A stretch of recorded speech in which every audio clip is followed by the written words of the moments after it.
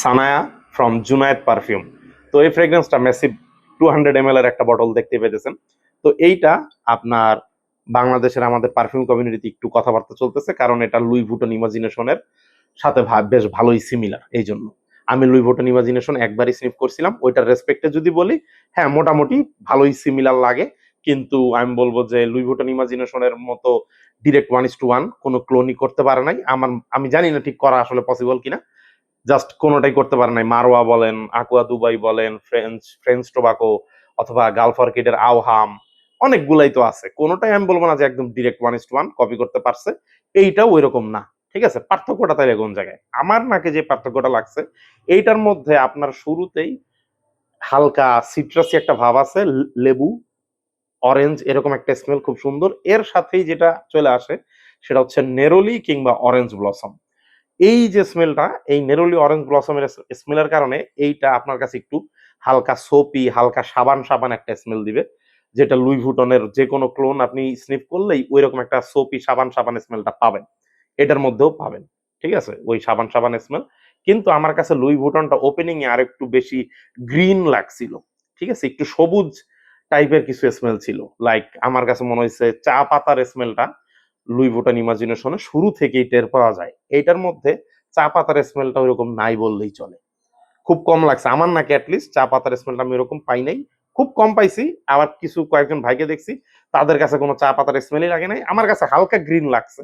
এখন ওইটা সিট্রাসি নোটের কারণে হইতে পারে। তো ওপেনিং এর স্মেলটা যেটা যেটা বললাম যে লেবু, এর সাথে হালকা অরেঞ্জ থাকতে পারে।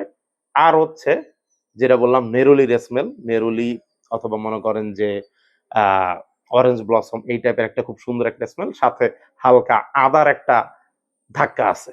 আদার একটা স্মেল এটার মধ্যে খুব হালকা আছে। ঠিক আছে, মানে লুই ভুটন ইমাজিনেশনের অনেকগুলো ক্লোন স্নিফ করলে আপনি হচ্ছে যে ওই আদার স্মেলটা বুঝতে পারবেন যে এই ফ্রেগ্রেন্স আসলে আদাটা এরকম ভাবে ইউজ করছে। স্পেশালি ফ্রেঞ্চ টোবাকো, ইব্রাহিম আল কুরাইশের ফ্রেঞ্চ টোবাকোটা খুবই আদা prominent, ginger prominent, ginger heavy ছিল।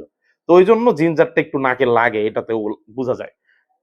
তো এখন ঘটনা হচ্ছে, তাইলে এইটা যেহেতু অন্যান্য ফ্রেগ্রেন্সের মানে লুই ভুটনের এত ক্লোজ না, বিশেষ করে চা পাতার স্মেলটা ওইরকম প্রমিনেন্ট না, তাইলে এইটা কি আসলে নেওয়া উচিত হবে কিনা?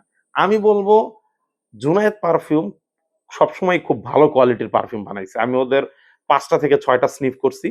সবগুলাই আমার কাছে মনে হয়েছে যে আপনার টিপিক্যাল মিডল ইস্টার্ন কম দামি ফ্রেগ্রেন্স গুলার মতো না। এদের ফ্রেগ্রেন্স গুলো আসলেও বেশ হাই কোয়ালিটি থাকে। এবং আমি ঠিক বলবো যে লুই ভুটনের স্মেল, লুই ভুটন ইমাজিনেশনের স্মেল নিলে আপনি যেরকম একটু লাক্সারিয়াস টাইপের একটা ফিল দেয়, এইটাতে আমি বলবো যে ঐরকম লাক্সারি একটা ভাইব পাবেন। এটা হয়তোবা হাই কোয়ালিটি নেরুলির জন্য হইতে পারে। উডি একটা টোন আছে হালকা যখন ড্রাই ডাউন হয়, ওইটার জন্য হইতে পারে।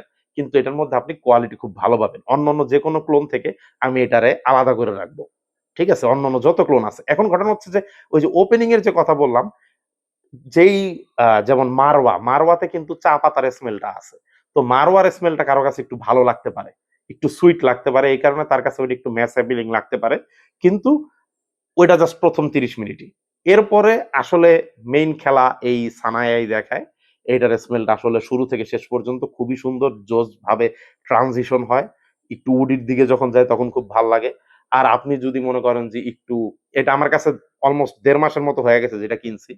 তো এইটা আপনি একটু এয়ার কন্ট্রোলড এনভায়রনমেন্ট এ ইউজ করলে বেশ ভালো ফিডব্যাক পাবেন।